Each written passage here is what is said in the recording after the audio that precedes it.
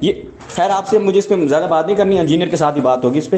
آپ جو ہیں اتوار والے دن جو آپ کا لنک ہو مجھے آپ نے لنک دے دینا ہے جس پہ لائیو آ رہا ہے انجینئر، اور ساتھ میں اپنے انجینئر صاحب کو بھی آپ بتا دیں کہ یہ 2 موضوع ہیں. دوست نے اعتراضات کیے تھے تشیع کے جناب سیدہ کی شہادت اور امام زمانہ کے موضوع پہ.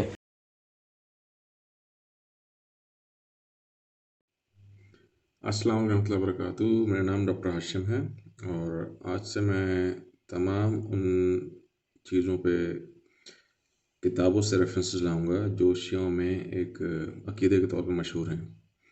تو آج کی شروعات ہم کریں گے ثقیفہ ابن بنی سعدہ سے، جہاں پہ یہ مشہور ہے شیعوں میں، شیعہ عوام میں، جو کہ اس میں عوام کا وہ قصور نہیں ہے، اس میں صرف اور صرف شیعہ ذاکرین اور شیعہ دین فروش لوگوں کا قصور ہے کہ بی بی فاطمہ کے گھر پہ حملہ ہوا، بی بی فاطمہ کے اوپر دروازہ جل کے گرا اور بی بی فاطمہ کا پیٹ کا بچہ محسن مس کیریج ہو گیا.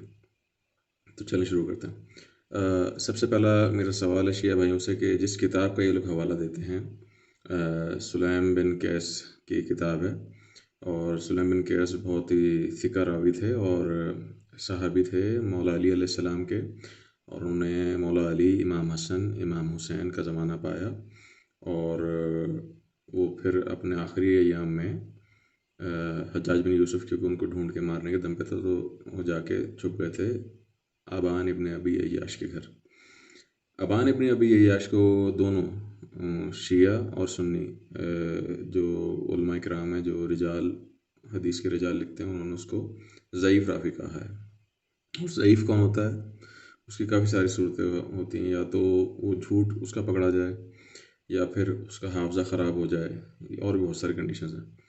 اس بحث میں نہیں جاتے، لیکن جو میں حوالہ آپ کو دے رہا ہوں تو آپ دیکھ سکتے ہیں رجال کی جو کتاب ہے علامہ الخوئی کی، جیسے معجم الرجال الحدیث کہتے ہیں شیعہ بھائی، اس میں رجال نمبر 22 جلد نمبر 1 میں لکھا ہے ابان ابن ابی عیاش کے بارے میں بیان. اور امام زین العابدین علیہ السلام، جن کا اصلی نام ہے علی ابن الحسین علیہ السلام، ان سے مروی ہے کہ ابان ابن ابی عیاش ایک ضعیف راوی ہے، تو اس کی باتوں پہ کان نہیں دھرو. میں آپ کو ٹرانسلیشن بتا رہا ہوں. اور میرے صحابی مطلب امام زین العابدین کے صحابی کہتے ہیں کہ اس نے ایک کتاب لکھی ہے سلیم بن قیس.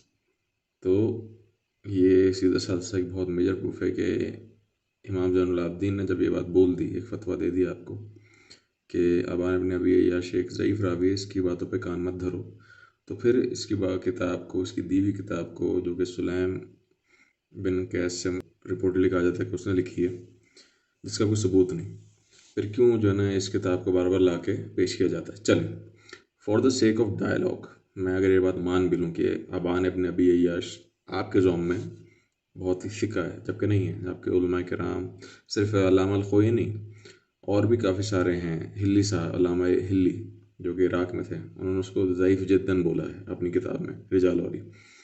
اور اسی طرح اور بھی جو دیگر علماء کرام ہیں شیعوں کے جید علماء کرام، انہوں نے اس کو ضعیف بولا. اینی ویز اس بات کو سائڈ میں رکھتے ہیں، اس کتاب کو کھولتے ہیں.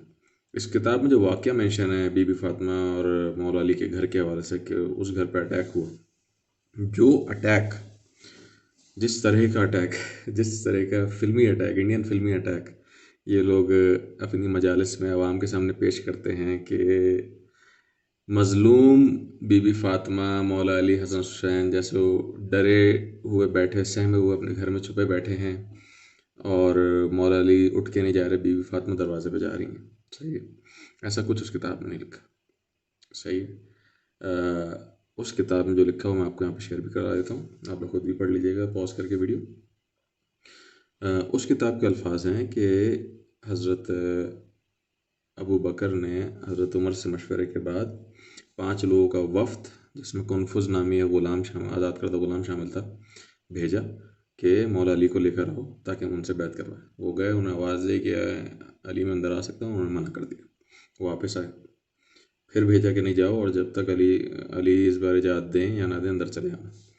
کنفذ، جس کے بارے میں مشہور ہے کہ اس نے بی بی فاطمہ کے پیٹ میں اپنی تلوار کی کور مارا، وہ گیا، اس نے پھر اجازت مانگی، اور پھر مولا نے اجازت نہیں دی تو وہ اندر نہیں داخل ہوا، وہ کھڑا رہا. اور باقی جو ساتھی واپس گئے مسجد. پھر حضرت عمر نے اس کتاب کے اکارڈنگ لکڑیاں جمع کروائیں اور خود آئے اور کہا وہاں سے آواز لگا کے باہر سے کہ میں گھر کے دروازے کو آگ لگا دوں گا اگر علی تم باہر نہیں نکلے.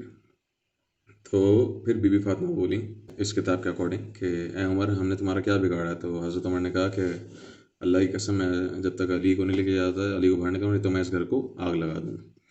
تو اس پہ بھی مولا علی باہر نکلے تو حضرت عمر نے اس کتاب کے اکارڈنگ آگ جلائی اور دروازے کو آگ لگا دی. پھر دروازہ توڑ کے اندر چلے گئے. تو دروازہ توڑ کے اندر گئے تو پھر اسی کتاب میں لکھا آپ لوگ پڑھ سکتے ہیں, میں ادھر شیئر بھی کر دیتا ہوں کہ بی فاطمہ نے جب حضرت عمر اندر داخل ہوئے تو آواز لگائی, رسول اللہ کے نام کی آواز بلند کی اور وہ خود آگے بڑھی. اب یہاں میں اپنے شیعہ بھائیوں سے سوال کرتا ہوں کہ کہاں دروازہ بی بی فاطمہ پہ گرا یہ لکھا ہے, اور کہاں یہ لکھا ہے کہ ان کے پیٹ میں جو بچہ محسن تھا وہ ضائع ہو گیا. اور ایک اور بہت ہی امپورٹنٹ سوال ہے تمام ان شیعہ بھائیوں کے لیے, ایک لمحہ فکر یہ ہے کیا اس زمانے میں الٹرا ساؤنڈ ہوتے تھے؟ میں تو ڈاکٹر ہوں, مجھے تو پتہ ہے اس فیلڈ کا, اس لیے میں آپ سے سوال کر رہا ہوں کہ بچے کی لڑکا یا لڑکی ہونے کا پیدائش سے پہلے کون بتاتا ہے؟ آج کل کے زمانے میں الٹرا ساؤنڈ, اس زمانے میں کون بتاتا تھا؟ کوئی نہیں. تو کیا اس زمانے میں الٹرا ساؤنڈ ہوتے تھے؟ تو یہ کیسے پتہ لگ گیا کہ بی بی فاطمہ کے بطن پاک میں جو بچہ ہے وہ بچہ ہے بچی نہیں؟ پہلا ایک سوال اپنے علماء سے جا کے کیجیے گا. دوسرا سوال, یہ کیسے ہو گیا کہ پیٹ میں بچہ اور اہل بیت نے رسول اللہ کی سنت کو توڑ دیا؟ رسول اللہ کی سنت تھی کہ بچے کی پیدائش کے 7ویں دن اس کا نام رکھا جاتا اور عقیقہ کیا جاتا. اس بات کا مجھے جواب لا کے دیجیے کہ پیٹ کے بچے کا نام پہلے رکھ دیا محسن. صحیح ہے برادرس؟ تو یہ دو میرے سوالات ہیں. اس کتاب میں پوری کتاب میں نے پڑھ لی, کہیں بھی نہیں لکھا, یہ واقعے کو میں پڑھ کے بتا رہا ہوں اور میں یہاں پہ لگا بھی رہا ہوں, اس میں بھی کہیں مینشن نہیں کہ دروازہ بی فاطمہ پہ گرا اور ان کے سینے پہ جو باتیں مشہور ہیں آپ کو بتا دوں کہ حضرت عمر نے جا کے کیل ٹھونکی اور جو ان کا غلام تھا کنفوز اس نے جو ہے نا اپنی تلوار کا کور ان کے پیٹ پہ مارا. ایسا کہیں کچھ نہیں لکھا. اگر ہم اس کتاب کو ڈائلاگ کے لیے آپ کی بات رکھتے ہوئے ہم اوتھینٹک مان بھی لیں تب بھی ایسی کوئی بات اس کتاب میں نہیں لکھی. تو یہ من گھڑت کہانیاں کہاں سے آئیں جو منسوب کر دی گئی ہیں بی بی فاطمہ سے اور مولا علی سے تاکہ قوم میں توڑ پیدا کیا جا سکے. آپ اپنے ذاکرین سوال کی جو جھوٹے واقعات کو مرچ مسالہ لگا لگا کے عوام کو گمراہ کرتے رہتے ہیں. میں تو بائی برتھ شیعہ ہوں, میرا پورا بچپن اور لڑکپن شیعت میں گزرا. ایک مجلس میں نے اٹینڈ کی جہاں پہ سارے واقعہ سنائے جاتے تھے اور میں سنتا تھا. صحیح ہے. تو یہ ایک المیہ ہے ہمارے شیعہ عوام کا کہ سوال نہیں کرتے, ممبر پہ آ کے جو بھی کوڑ بیچنا شروع کرتے اس کو واہ واہ واہ واہ اور علامہ صاحب قبلہ اس قسم کے القاب حاصل وہاں سے, بے شک وہ سامنے بیٹھا ہوا وہ بولنے والا جاہل کیوں نہ. انہی طرح کے جوہلا اور دین فروشی کی وجہ سے آج ہمارے شیعہ بھائیوں کا یہ حال ہے. تو خدا کے لیے رسول اللہ کا غدیر رحم والا خطبہ یاد کر لیجئے. میں اپنے پیچھے 2 بھاری چیزیں چھوڑ کے جا رہا ہوں. سب سے پہلے قرآن, سب سے پہلے قرآن, سب سے پہلے قرآن, اہل بیت سے بھی پہلے قرآن. اور دوسری چیز اہل بیت. آپ لوگوں نے اہل بیت کو تو پکڑا لیکن اہل بیت کو پکڑنے کے ساتھ ساتھ آپ اہل بیت کی تعلیمات کو بھول گئے. اہل بیت تو قرآن سے نہیں ہٹتے تھے. میں نے کبھی نہیں دیکھا کہ مولا علی نے یا رسول اللہ مدد بولا. مولا علی تو یا علی مدد نہیں بول سکتے نا, تو یا رسول اللہ مدد ہی بولیں گے. وہ تو رسول اللہ کے جانے پر انہوں نے تو کبھی نہیں بولا. میں نے جب جنگ جمل ہوئی امی عائشہ اور مولا علی کے درمیان, نہ امی عائشہ نے نہ مولا علی نے کہا یا رسول اللہ ہمارے مابین اس تنازع کو آپ ہی حل کر دیجیے قبر پہ جا کے. تو قبر پہ جانے کی ضرورت نہیں, مولا علی کوفے سے بول دیتے ہیں نا, جیسا آپ لوگ یہاں پہ بیٹھے بیٹھے یا علی مدد بول رہے ہوتے ہیں. تو مجھے ایک کوئی ضعیف روایتی دکھا دیجیے اپنی حدیث کی کتابوں سے. سنیوں کو سائڈ میں رکھیے, مجھے شیعوں کی حدیث کی کتاب سے ریفرنس دیجیے جہاں مولا علی علیہ السلام نے یا رسول اللہ مدد بولا ہو یا رسول اللہ انظر حالانہ بولا ہو رسول اللہ کی وفات کے بعد. ایک بھی نہیں. نہج البلاغہ سے دکھا دیجیے, مولا علی کے اوتھینٹک خطبات ہیں نا, اس میں ایک خطبہ دکھا دیجیے جہاں مولا علی علیہ السلام نے یا رسول اللہ مدد بولا ہو. یا مولا علی کے بعد ان کے بیٹوں نے امام حسن جب معاویہ بن ابی سفیان کے خلاف جنگ کی تھی اور لشکر لے گئے تھے, صحیح ہے, تو معاویہ کے خلاف وہ مانگ لیتے نا مدد مولا علی سے, کیوں نہیں مانگی؟ کوئی جواب ہے؟ امام حسین علیہ السلام اتنا سا لشکر تھا گمبھیر فوج کے سامنے. کہاں ہے کوئی روایت حدیث کی روایت کی بات کروں، تاریخی ڈھکوسلوں کی بات نہیں کر رہا ہوں. حدیث کی روایت دکھائیے کہاں پہ مولا حسین علیہ السلام نے بولا، نعرہ بلند کیا ہو یا علی مدد، اور مولا علی نے آ کے بچا لیا ہو. یا تو دکھائیں آپ ہی کی کتابوں میں، جس پہ آپ لوگ ہر سال 10 محرم کا ماتم کرتے ہیں اور غم مناتے ہیں. غم حسین ہم سب کو ہے، لیکن کیوں مناتے ہیں؟ کہاں گئے مولا علی؟ سوال ہے آپ سب پہ، کیوں نہیں آئے اپنے بیٹے کی مدد کرنے؟ اگر آپ کے بقول مولا یا علی مدد کہنا صحیح ہے تو امام علی کو آنا چاہیے تھا نا بچانے.